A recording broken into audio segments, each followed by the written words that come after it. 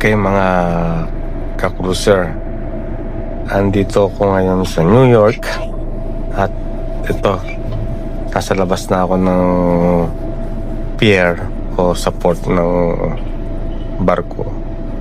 Maglalakad lang ako papunta sa Times Square. So sundan nyo lang tong video na ito para makita nyo kung gaano kalayo o gaano man kalapit ng paglalakad ko papuntang Times Square. So ito, patawid ako ng pedestrian lane. So makikita nyo naman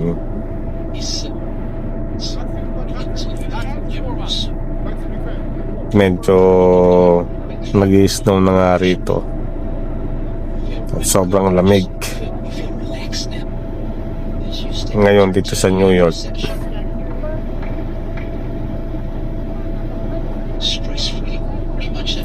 Kasi bihira lang tayo makalabas, kaya samantalahin na natin na may pagkakataon tayong makalabas.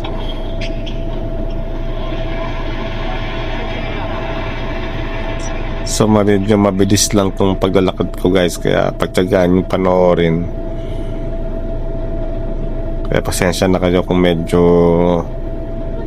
naguguluhan kayo sa video ko, para makita nyo lang kung ano meron dito sa New York. So napakaganda tong lugar na to guys, sa mga major city dito sa United States.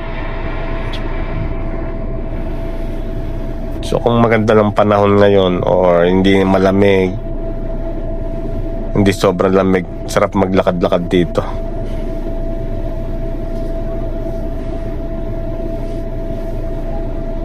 Itong nilalakaran ko mga residential place to,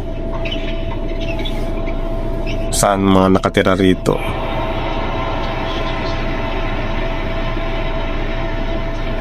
Kaya kung makikita nyo may mga sasakyan na nakapark sa tabi.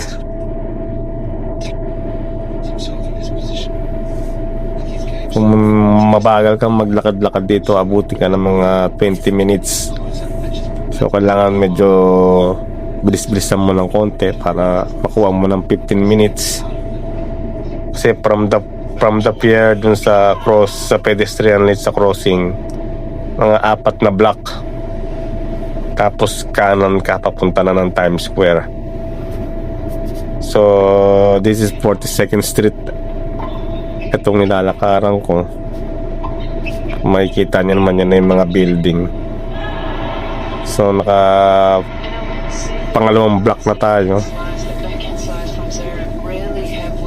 from kanina. So 2 block na lang.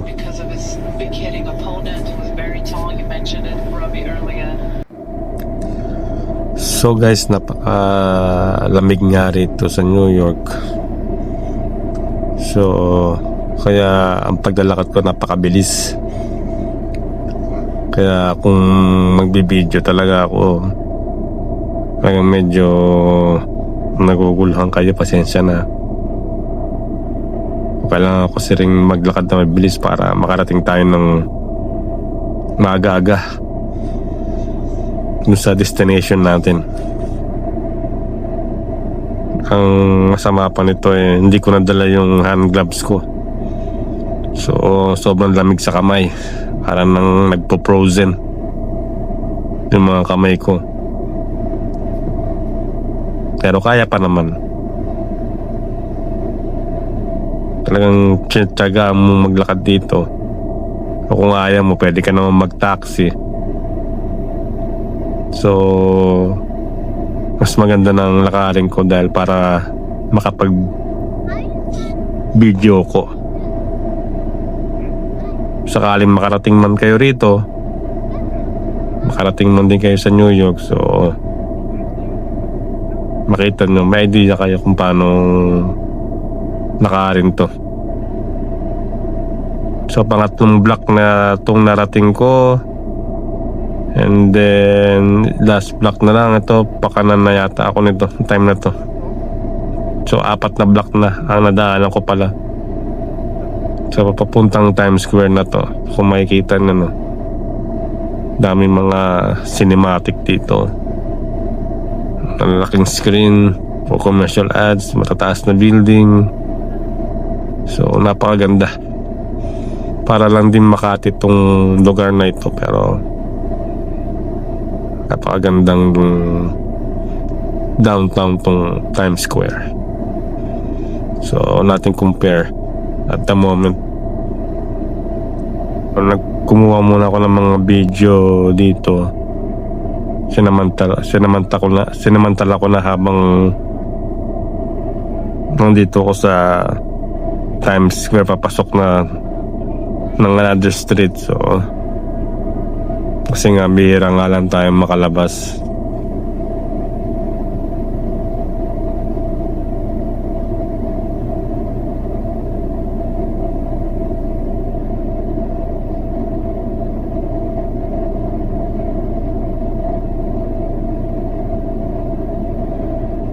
Marami dito makakainan, marami din mga shopping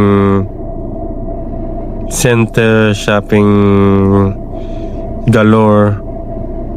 Kung anong gusto mong bilhin, magtyaga ka nga lang mag-iikot dito at matutuntun mo naman lahat ng mga shopping place dito sa Times Square.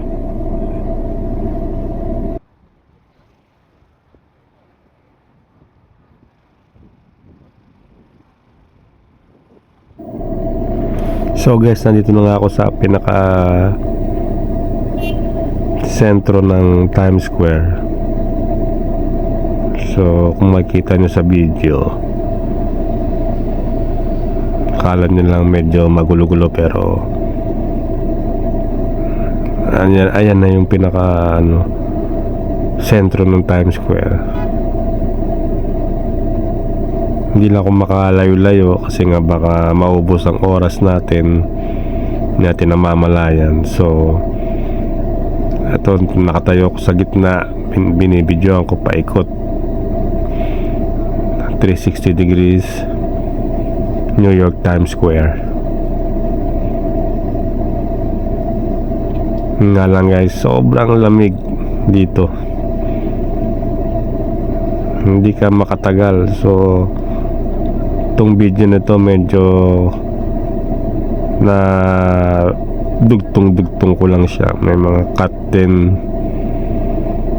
So pinagdugtong ko lang siya para makita nyo ng buo itong lugar na ito.